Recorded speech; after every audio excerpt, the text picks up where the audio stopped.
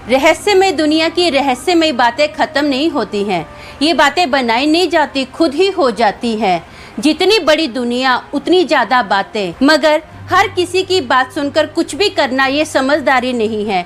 लवीना मासी ठीक ऐसे ही कच्चे कानों की थी। मान लो उदाहरण के तौर पर कोई अगर उसको कहे कि 7 दिन 7 भिखारियों के कंबल चुरा के ले आओ और तुम्हारा भला हो जाएगा, तो वो कर भी लेगी।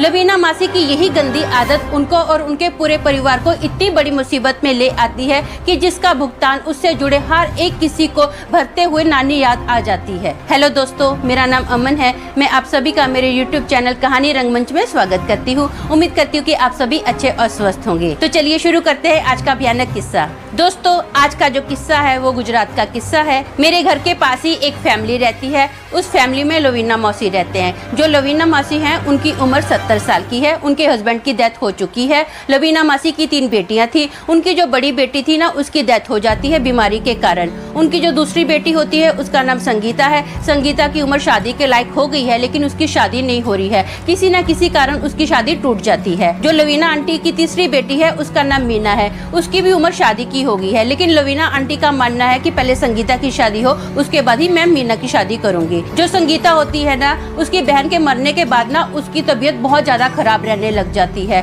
डे बाय डे उसकी तबीयत इतनी खराब हो जाती है कि वो बेड पर आ जाती है। आंटी के पास ज्यादा पैसा तो होता नहीं है, तो लवीना मौसी क्या करती है, गवर्नमेंट हॉस्पिटल में उसका इलाज करवाती है। जितना इलाज हो पाता है, जितनी वो मेहनत कर सकती है, बेचारी दिन रात अपनी बेटी के पीछे लगी रहती है। काफी वो मेहनत करती है कि मेरी बेटी ठीक हो जाए, लेकिन संगीता ठीक ही नहीं हो रही है। तो लवीना आंटी क्या करते हैं, लवीना आंटी ना बहुत सारे बाबा का सहारा लेने लग गए हैं। वो काफी पूजा पाठ करते हैं। कोई आंटी को बोलता है कि इधर बाबा के पास चले जाओ, उस बाबा के पास चले जाओ। आंटी हर बाबा के पास जा रहे हैं, लेकिन संगीता ठीक होने का नाम ही नहीं ले रही है। आंटी को संगीता की ना बहुत चिंता हो रही है। तो एक दिन ना आंटी के पास कोई एक बंदा आके बोलता है कि ये बाजू में ही ना एक बाबा है, वो नया बाबा आया है, सुना है बहुत पावरफुल बाबा है, बहुत चमत्कार करता है, क्यों ना तू उसके पास जा, हो सकता है तुम्हारी बेटी भी ठीक हो जाए और इसकी शादी हो जाए। तो आंटी बोलते हाँ ठीक है, मैं जाती हूँ। आंटी ने जैसे ये बात सुनते हैं, फट से उस बाबा के पास जाते हैं। उस बाबा को पूरी बात बताते हैं कि मेरी जो दूसरे नंबर वाली बेटी है ना,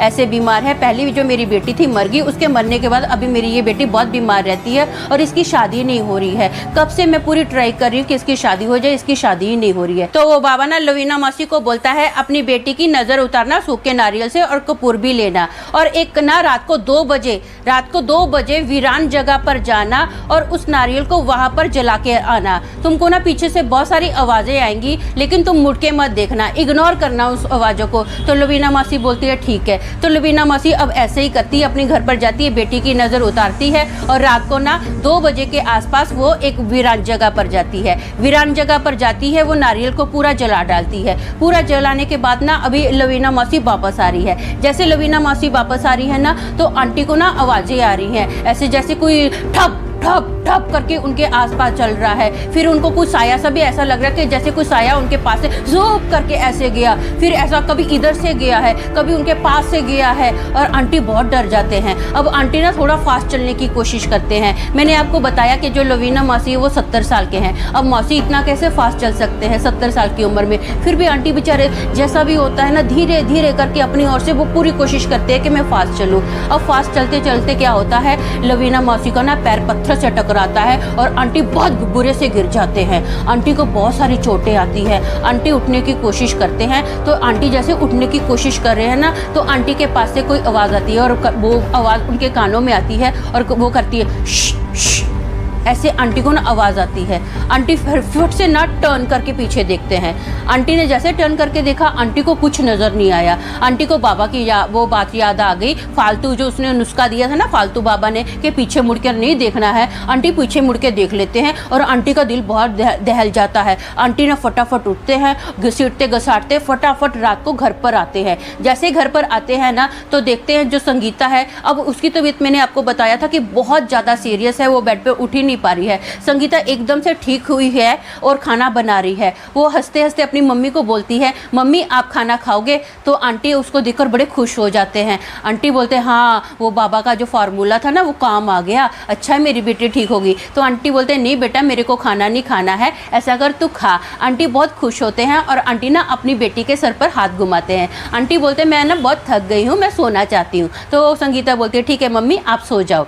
अब आंटी सोने के लिए गए हैं। जैसे ही सुबह होती है ना, सुबह उठते ही आंटी क्या करते हैं, अपने बालों को कलर करते हैं। 70 साल के आंटी हैं, अपने बालों को कलर कर रहे हैं, नील पेंट लगाते हैं, अपनी शादी की जो साड़ी होती है रेड कलर की वो साड़ी पहनते हैं। आजू बाजू वाले लोग ना सब देख के हैरान रह जाते हैं कि ये क्या कर रहे हैं, इनके तो पति की डेथ हो चुकी है, ये तो विधवा है, विधवा औरत, और इसकी एज देखो क्या है, ये नील पेंट लगा रही है, बालों को कलर कर रही है, लाल साड़ी पहन रही है, ये कर क्या रही है। सब लोग ना हैरान हो जाते हैं। बेटियां भी कुछ नहीं बोलती हैं। लवीना मौसी ना ऐसे ही तैयार ब्यार होके अभी घर से बाहर ही निकल रहे हैं तो एक बंदा आता है, वो मौसी को बोलता है कि आपकी बेटी की ना शादी तय हो गई है, 1 हफ्ते के बाद अभी आपकी बेटी की शादी है।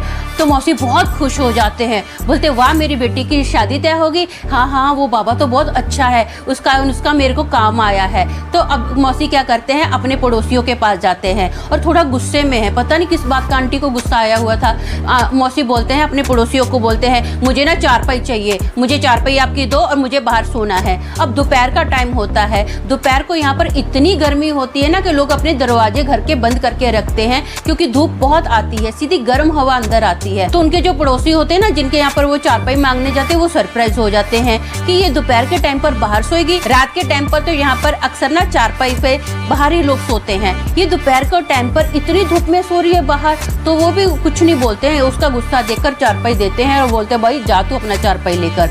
अब दोपहर के टाइम पे अभी लवीना मासी बाहर सो रही है। ऐसा ही ना कुछ बात पर लवीना मासी अजीब अजीब सी हरकतें कर रही है, डेली अजीब अजीब सी हरकतें कर रही है, हर किसी के साथ झगड़ा कर रही है, बिना वजह किसी से झगड़ा कर रही है। अरे तूने मेरे घर के आगे कचरा क्यों फेंका है, तुम्हारी इतनी हिम्मत, तुम मेरे घर के आगे पानी क्यों फेंक रहे हो। किसी न किसी बहाने से ना मौसी हर किसी के साथ झगड़ा कर रही है। अब आजू बाजू वाले लोग, चलो झगड़ा तो अलग से हुआ, मेरे घर के पीछे ना, पीछे यहाँ पर इधर एक नीम का पेड़ है। सब लोग आजू बाजू वाले लोग देखकर हैरान है कि ये कर क्या रही है। आजू बाजू वाले लोग देख रहे हैं जैसे 10-12 साल का बच्चा अभी पेड़ पर चढ़ जाता है ना, मौसी ऐसे ही पेड़ पर चढ़ रही है, नीम के पेड़ पर। हाँ 10-12 साल के बच्चे की तरह पेड़ पर चढ़ती है और जैसे एक पंछी नीचे आता है ना, जमीन पर उड़कर नीचे बैठता है, वैसे वो क्या करती है, ऐसे ही नीम के पेड़ से जंप करती है और नीचे आकर बैठ जाती है। सब लोग हक्के बक्के कि इसमें इतनी एनर्जी कैसे आ गई, ये तो चलती घसीट के थी, ये कैसे हो गया है। सब लोगों को ना डाउट है कि इसके अंदर हो ना हो कोई ना कोई बुरी आत्मा का साया है।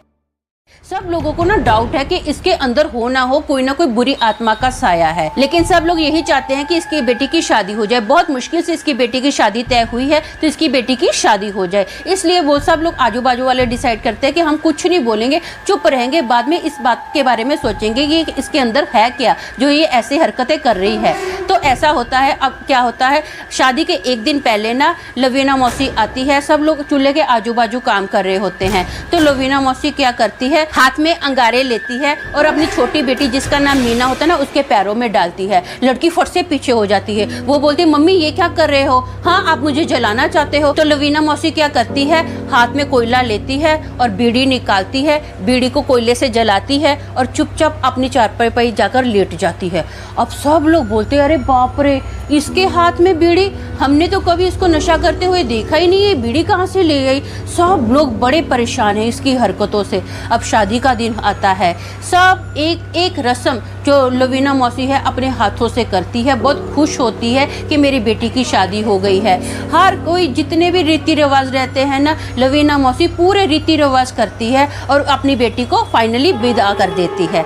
शादी हो जाती है, सब लोग बहुत खुश है कि शादी हो गई है। 2-3 दिन के बाद ही ना शादी की एल्बम आती है। अब आजू बाजू हमारे यहाँ पर क्या होता है, कुछ भी बात होती है ना, सब लोग जमा हो जाते हैं। जैसे शादी की एल्बम आती है ना, तो सब लोग अभी जमा हो गए और फोटोज देख रहे हैं। फोटो देखते देखते सब लोग नोट करते हैं कि लवीना मौसी ने एक एक रस्म अपने हाथों से निभाई है। ये क्या, मौसी एक भी फोटो में नहीं है। अब सब लोगों के अंदर ना डर छा जाता है। धीरे धीरे एक एक करके ना सब बंदे अपने अपने घर में चले जाते हैं। अब सब लोग ना अभी मौसी से बात नहीं करते हैं, सब लोग मौसी से बात करने से डरते हैं। उनके घर के पास भी कोई फटकता नहीं है। जो मौसी की अभी दूसरी बेटी होती है जिसका नाम मीना होता है, वो भी अभी बहुत डरी डरी रहती है, अपने को ना अपने आप को कमरे में ही बंद करके रखती है।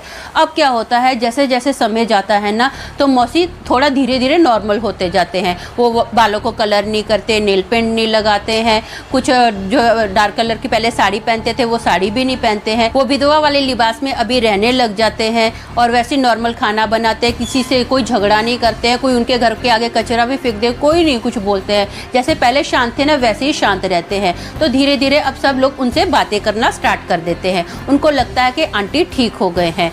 तो मेरे ये जो किस्सा है ना, मेरे आने से पहले 2 साल का पहले का किस्सा है ये। एक दिन मेरे पड़ोसी ने मुझे ये किस्सा सुनाया जो मैं आज आपके साथ शेयर कर रही हूँ। जब मेरे पड़ोसी ने बताया ना कि लवीना मौसी किसी फोटो में ही नहीं है, तब मैं उसी वक्त समझ गई थी कि लवीना मौसी जो है ना वो शादी में ही नहीं थे, क्योंकि अगर शादी में होते तो उनका फोटो आता। ये जरूर कोई ना कोई डीमन का काम था जो उस टाइम पर शादी में प्रेजेंट था आंटी का रूप लेकर। क्योंकि जो अगर कोई भूत प्रेत होता शरीर में दाखिल हो जाता तो इंसान का फोटो आता ही आता है। ये डीमन ही एक ऐसा है जिसका फोटो नहीं आता है। तो मैं समझ गई थी ये डीमन का काम है। क्योंकि आपको तो पता है कि मैंने पैरानॉर्मल स्टडी में बहुत कुछ सीखा है। मैंने ये बात भी सीखी थी कि डीमंस का फोटो नहीं आता है। खैर अभी तो मौसी ठीक है, मैं भी मौसी से बहुत बार बात करती हूँ, अच्छे से बात करते हैं, मुझे भी उनके अंदर ऐसा कुछ नजर नहीं आता है।